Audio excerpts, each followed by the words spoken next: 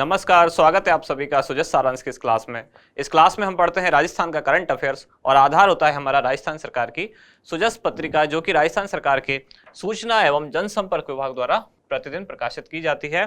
शुरुआत करते हैं हेडलाइंस के साथ। सबसे पहली न्यूज आप देख पा रहे हैं, जयपुर मेट्रो से रिलेटेड एक समाचार है, जिसमें जयपुर मेट्रो के विस्तार के लिए 993.51 करोड़ रुपए स्वीकृत किए गए और इसको नाम दिया गया है फेज 1C।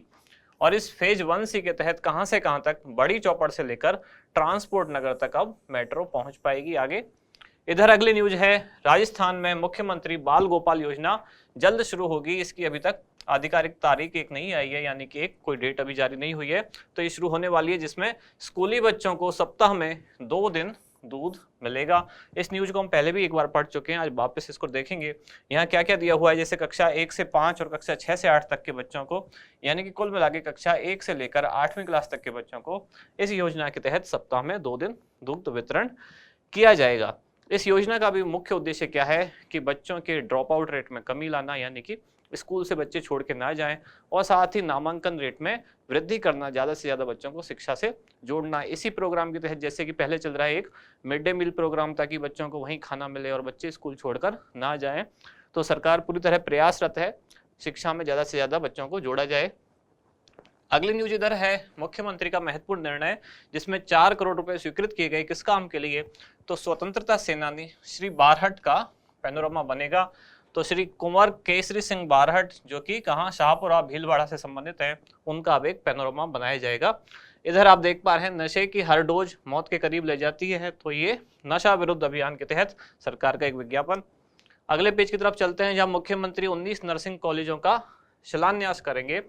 तो दरअसल मुख्यमंत्री द्वारा बजट 2021-22 में घोषणा की गई थी कि प्रदेश के सभी जिलों में नर्सिंग कॉलेज स्थापित किए जाएंगे, जिनमें से कुछ जिलों में पहले बन चुके हैं। अब 18-19 जो बाकी बचे, उनमें अब ये शुरू किए जाएंगे, यानी कि अब इनका शिलान्यास होगा, इसके बाद इनका निर्माण होगा।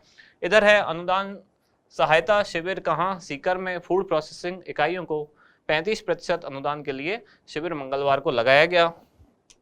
अगले पेज को देखते हैं, तो हनुमानगढ़ से एक समाचार है, जहां सरकारी कार्यक्रमों में गुलदस्ते और मोमेंटो की जगह अब खिलौने भेंट किए जाएंगे। इधर अलवर से संबंधित एक अनुजा निगम की ओर से ऋण स्वीकृति पत्र वितरित किए गए। और प्रदेश को मजबूत बनाने के लिए किसानों को सशक्त बनाएं, तो किसानों के हित में सरकार लगातार प्रयासरत है। हम हर दिन राजस्थान करंट अफेयर्स वाली क्लास में भी देखते हैं बहुत सारी योजनाएं जो किसान कल्याणकारी हैं। अगले पेज की तरफ बढ़ते हुए देखते हैं कि मधुमक्खी पालन, जिसमें स्वयं सहायता समूह चिन्हित करें, और इसमें श्रीगंगानगर जिला कलेक्टर ने नाबार्ड राजीव का और बैंक प्रतिनिधियों को ये निर्देश दिया। और यहाँ लास्ट में कि अब जो बजट आएगा, यानी कि बजट 2023-24 वाला, तो सरकार लगातार ये कह रही है कि युवाओं एवं विद्यार्थियों को केंद्र में रखकर यह बजट बनाया जाएगा, इसलिए आम जनता से सुझाव आमंत्रित किए जा रहे हैं। इसके बाद देखते हैं हमारा इंडेक्स कि कौन कौन सी न्यूज हैं जिनको हम डिटेल में पढ़ेंगे। तो आज 3 मुख्य समाचार हैं। एक है मुख्यमंत्री बाल गोपाल योजना, दूसरी है स्वतंत्रता सेनानी श्री केसरी सिंह बारहट का पैनोरमा, और तीसरा है प्रदेश में 19 नए नर्सिंग कॉलेजों का शिलान्यास। शुरुआत करते हैं सबसे पहले मुख्यमंत्री बाल गोपाल योजना। इसकी घोषणा की गई थी बजट 2022-23 में, और ये योजना किस तारीख से शुरू हुई है तो वो अभी जारी नहीं हुई है, यानी कि योजना अभी लागू नहीं हुई है। आज भी आपने फ्रंट पेज पे देखा था, जिसमें लिखा हुआ था योजना जल्द ही लागू की जाएगी, तो कुछ दिनों में ये शुरू हो सकती है। उद्देश्य क्या है? बच्चों को पोषण युक्त आहार उपलब्ध कराना। साथ ही इसका मुख्य उद्देश्य पोषण युक्त आहार उपलब्ध कराना है, लेकिन इसका एक गौण उद्देश्य और है, और वो क्या है? शिक्षा, यानी कि स्कूल के जो नामांकन दर है उसमें वृद्धि करना, और साथ ही स्कूल की जो ड्रॉप आउट रेट है, ड्रॉप आउट का मतलब अगर आप समझते हैं तो, यानी ड्रॉप आउट का मतलब होता है पढ़ाई बीच में छोड़ देना, या स्कूल बीच में छोड़ के वापस आ जाना, घर आ जाना, या मतलब स्कूल से नाम अपना हटवा लेना, वो ड्रॉप आउट कहते हैं जिसको। तो ड्रॉप आउट रेट में कमी लाना और नामांकन रेट में वृद्धि करना, यानी कि ज़्यादा से ज़्यादा बच्चों को शिक्षा से जोड़ना और विद्यालय छोड़ के जाने वाले बच्चों की संख्या में कमी करना, ये उसके कुछ छुपे हुए उद्देश्य हैं, यानी कि कुछ गौण उद्देश्य हैं। मुख्य उद्देश्य क्या है? बच्चों को पोषण युक्त आहार उपलब्ध कराना। पात्रता, यानी कि किन बच्चों को इस योजना के तहत लाभ मिलेगा? तो मिड डे मील योजना से वर्तमान में लाभान्वित समस्त प्राथमिक व उच्च प्राथमिक, मदरसे, स्पेशल ट्रेनिंग सेंटर्स में अध्ययनरत कक्षा 1 से 8 तक के छात्र छात्राएं। यानी कि सामान्य भाषा में कह सकते हैं कि राजस्थान सरकार के जो भी विद्यालय हैं उनमें अध्ययनरत कक्षा 1 से 8 तक के जो छात्र छात्राएं हैं उन सभी को इस योजना के तहत लाभान्वित किया जाएगा। एग्जाम के पॉइंट ऑफ व्यू से आपको ये याद रखना है, कक्षा 1 से 8 हो सकता है, 9 से 10 या 9 से 12 पूछे, या कक्षा 1 से 10 पूछे, या 1 से 12 पूछे, ऐसी कुछ चीजें पूछे तो आपको याद रखना है 1 से 8। आगे देखते हैं विशेषताएं क्या क्या हैं। तो सप्ताह में 2 दिन बच्चों को दूध दिया जाएगा, और कौन कौन से 2 दिन? मंगलवार और शुक्रवार। और इस योजना में बच्चों को जो दिया जाने वाला दूध है वो दरअसल पाउडर मिल्क की फॉर्म में होगा, और उसको बाद में जो लिक्विड मिल्क है वैसा बनाया जाएगा, यानी कि गर्म पानी में उबाल के उसको दूध बनाया जाएगा। मात्रा बच्चों को कितने से कितना दिया जाएगा? तो 1 से 5वीं क्लास तक के जो बच्चे हैं उनको 150 मिलीलीटर दूध, और कक्षा 6 से 8 तक के जो बच्चे हैं उनको 200 मिलीलीटर दूध।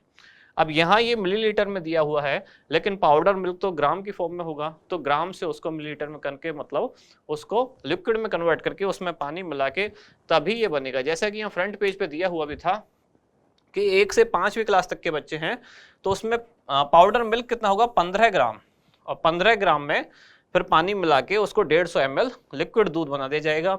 और जो कक्षा 6 से 8 तक के बच्चे हैं उसको पाउडर मिल्क कितना होगा? 20 ग्राम, तो उस 20 ग्राम पाउडर में बाकी की जो पानी मिला के, गर्म पानी मिला के उसको 200 ml तक बना दिया जाएगा। वापस आते हैं अपने पेज पर जहां हम पढ़ रहे थे। ये देखा हमने कि कौन सी क्लास में कितना दूध दिया जाएगा। इसके बाद अगला पेज है संचालन किसके द्वारा किया जाएगा? तो दूध का क्रय इसका खरीदेगा कौन? तो आरसीडीएफ द्वारा। आरसीडीएफ क्या है? Rajasthan cooperative dairy federation limited. तो इसके द्वारा तो दूध यानी पाउडर मिल्क जो है वो खरीदा जाएगा। और हर जिले में पाउडर का वितरण कौन करेगा? जिलेवार पाउडर मिल्क का आवंटन करेगा आयुक्तालय मिड डे मील, यानी कि जिसके द्वारा मिड डे मील प्रोग्राम चलाया जाता है। अब अगली न्यूज की तरफ ये है स्वतंत्रता सेनानी श्री केसरी सिंह बारहट का पैनोरमा। यहाँ ये लिखना है स्वतंत्रता सेनानी श्री केसरी सिंह बारहट का पैनोरमा। तो अभी अभी मुख्यमंत्री द्वारा ये घोषणा की गई कि श्री केसरी सिंह बारहट का पैनोरमा बनाने के प्रस्ताव को मंजूरी दे दी गई है। और ये कहाँ बनाया जाएगा? शाहपुरा भीलवाड़ा में बनाया जाएगा, जिसके लिए बजट कितना रखा गया है? 4 करोड़ रुपए। पैनोरमा क्या होता है? कई बार आपने नाम तो सुना होगा पैनोरमा, लेकिन इसका मतलब बहुत कम लोगों को पता होगा।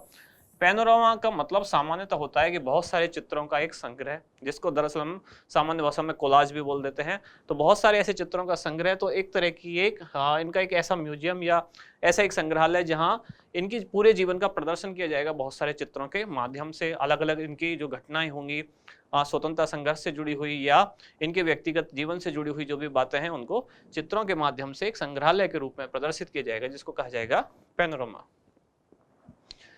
तो चूंकि इनका पैनोरामा बनाया जा रहा है, ये चर्चा में है, इसलिए इनके बारे में थोड़ी सी जानकारी ले लेते हैं। जैसा कि जब मानगढ़ धाम के बारे में बात हुई थी तो उससे रिलेटेड क्वेश्चन पूछ लिया गया, तो हो सकता है इनसे रिलेटेड भी पूछा जाए। इनका जन्म कब हुआ? 1872 में। कहाँ? शाहपुरा रियासत और देवपुरा गांव में। ये डिंगल भाषा के कवि थे। डिंगल भाषा में ही इन्होंने एक लिखा, क्या इनके काव्यों का संग्रह, सोरठों का संग्रह, जिसको नाम दिया गया चेतावनी के चुंगटिए। इसमें कुल 13 सोरठे थे जो इन्होंने लिख के किसको भेजा? महाराणा फतेह सिंह को, जो कि दिल्ली दरबार, जो कब? लॉर्ड कर्जन द्वारा 1903 में आयोजन किया गया। किसका? दिल्ली दरबार का। और राजस्थान की जितनी या पूरे भारत की जो भी रियासतें थी, सबके राजा महाराजाओं को वहां बुलाया गया। तब इस बात से आहत होके किसने? केसरी सिंह बारहट ने एक सोरठों का, यानी कि आप सामान्य भाषा में समझें तो एक कविताओं का संग्रह लिख के भेजा मेवाड़ के महाराणा फतेह सिंह को, और उसमें उनको इनके स्वाभिमान का याद दिलाई, कि बताया कि इनके जो पूर्वज थे वो कितने स्वाभिमानी थे। तो आपको इस तरह किसी अंग्रेज राजा के दरबार में प्रस्तुत होने की आवश्यकता नहीं है। तो काफ़ी जो चुनौती भरी भाषा में, या कह सकते हैं कि एक इनका स्वाभिमान जगाने वाली भाषा में, इन कविताओं का एक संग्रह लिख के इनको भेजा। और इसके बाद जो महाराणा फतेह सिंह थे वो दिल्ली दरबार में नहीं गए, इसलिए ये चीज़ फेमस है।